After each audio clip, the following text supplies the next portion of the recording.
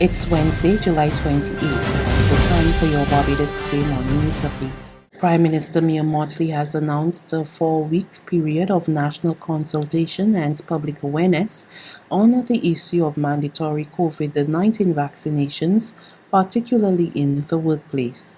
The Prime Minister said she will also be seeking a legal opinion from the Office of the Attorney General, advising on the criminal and civil liability associated with both mandatory vaccination and mandatory testing. In the meantime, she has made an appeal to people intent on pursuing legal or other alternative measures to await the outcome of the consultation period. This is to allow us to give as many Barbadians, whether sectorally or nationally, the opportunity to be heard against the background of the legal opinion which is being received. And this will relate, as I said, to both mandatory vaccinations as well as mandatory testing. And the legal opinion and the views and perspectives of all will be taken into account. We would love to reach consensus as a social partnership and as a country, and we pray and hope that we can still do so. But I've already indicated to the country that this government has always held the perspective, consult, communicate, and where we can't, we will not fail to govern. But we as Barbadians understand how we do things, and typically Barbadians respect and want that level of consultation with respect to these matters. I believe that we will then reconvene in the social partnership at the end of August for us then to be able to report back to the country what is the situation. The Democratic Labour Party has urged the government to refrain from rushing into republicanism at this time and allow a referendum on the matter. On Monday, Prime Minister Mia Mottley told a public event marking the National Day of Significance that Barbados will become a parliamentary republic on November 30th and that the Republican form of government would see the election of a non-executive president. However, DLP President Vrila de Pisa described as disrespectful government's decision to settle on the Republican status and name a date for the changeover without engaging the views of the population. The Democratic Labour Party insists that this matter needs to be ventilated in the public domain. The government is going down a rocky road. Our people need to be allowed to determine their own future. Anything else is not democracy. It is disrespectful to come to Barbadians and speak to a report, the Ford Commission report, from more than a generation ago and behave as though the present generations have no voice in their own destiny. Any major constitutional change should insist that our people are engaged at every level, and this government promised to come to the people in June and September. It never happened. Ms. Mottley, you have to revisit the relationship between the people and the government on this matter. The Prime Minister, Ministers and Parliamentary Secretaries in Barbados will now be entitled to 4 weeks vacation, whether it be here or abroad.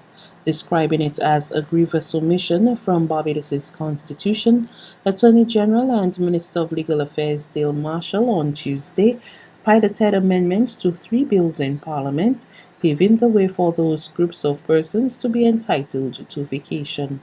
The bills are the Ministers and Parliamentary Secretaries Conditions of Service Amendment Bill 2021, the Governor-General Condition of Service Amendment Bill 2021, and the Constitution Amendment Bill 2021. We in this chamber who are on the front bench, none of us will have had a holiday of any kind since coming to Parliament in May of 2018. I think if my doctor knew that, he would scold me in the worst possible of ways. I suspect that's quite possible.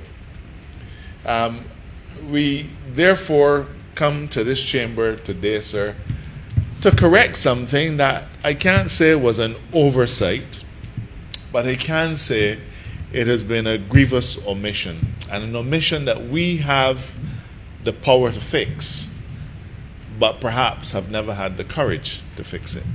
The premises which housed the former Louis Lynch Secondary School will soon be owned by Wibisco. The school was permanently closed in 2006 due to environmental issues. Leading off debate in Parliament on the land resolution on Tuesday, Minister of Housing, Lands and Maintenance, Dr. William Duguid, said assessments had been completed and the property located at White Park Road, St. Michael, had been deemed safe to be sold. We have done all of the assessments. We have gone back to the Environmental Protection Department. They have agreed that they have no objection to this sale going forward for this land and for these buildings.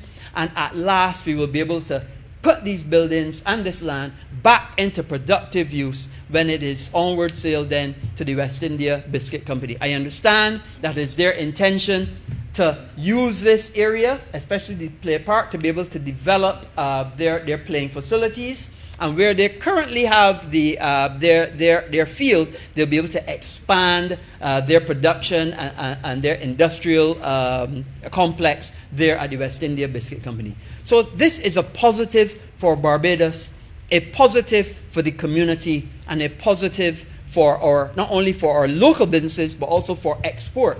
Because as you know, West India Biscuit is one of the great exporters for Barbados. There's regional and international news after this short break.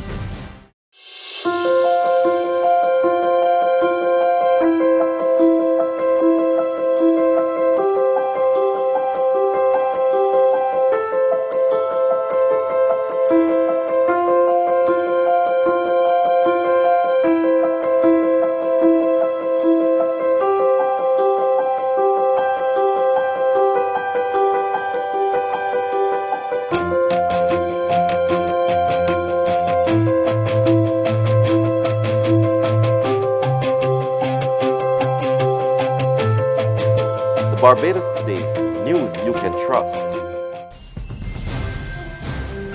To news from our regional neighbors now, observer teams that monitored Monday's general election in St. Lucia say voters were able to cast their ballots in a well-organized and peaceful manner.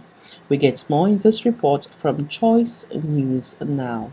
An OAS observer mission and a team from CARICOM were among the teams here at the behest of the government of St. Lucia to observe the conduct of general elections.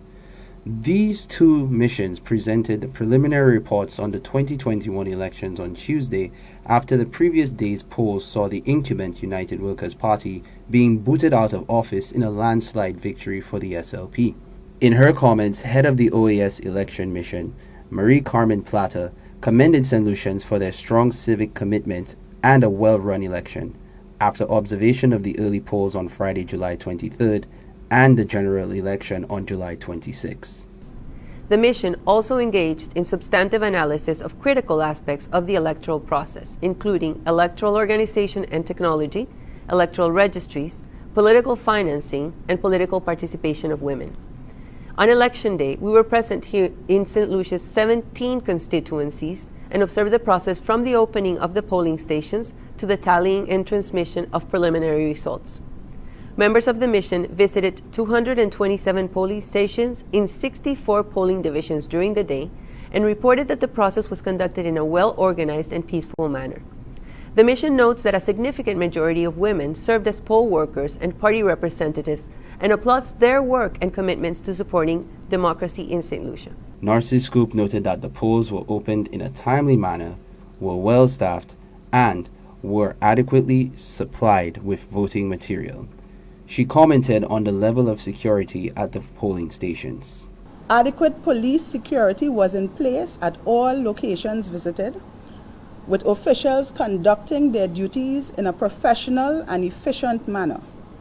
And finally, the global economy is growing, but widening gaps between advanced economies and many emerging markets and developing economies are a concern. That's according to the International Monetary Fund in its latest update on the World Economic Outlook.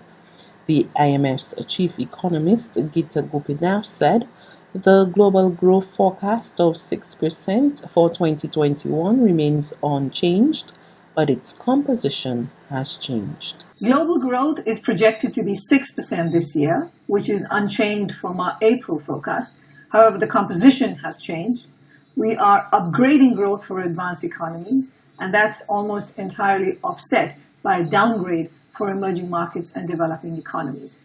Next year, we have upgraded growth to 4.9%, and that's mainly driven by anticipated further fiscal support in the US. One of the major fault lines remains the pandemic. If we see newer virus variants, which are far more transmissible, like the Delta variant that we're seeing right now, in a world where vaccine access remains highly inequitous, that will have a big hit to the economic recovery. Another major risk and fault line is with respect to financial conditions. If inflation in, for instance, the US were to be more persistent than we expected, that could lead to a faster tightening in monetary policy, and that could then again disrupt financial market conditions. That's news. But for the very latest, visit us at www.barbadostoday.bb. You can also subscribe to our e-paper, email updates, or like us on Facebook, and sign up for our breaking news alerts via WhatsApp. We're also on Izumi Media in bus terminals, as well as screenplay at supermarkets and gas stations near you. And you can also hear us on Mix 96.9 FM and Capital Media HD 99.3 FM.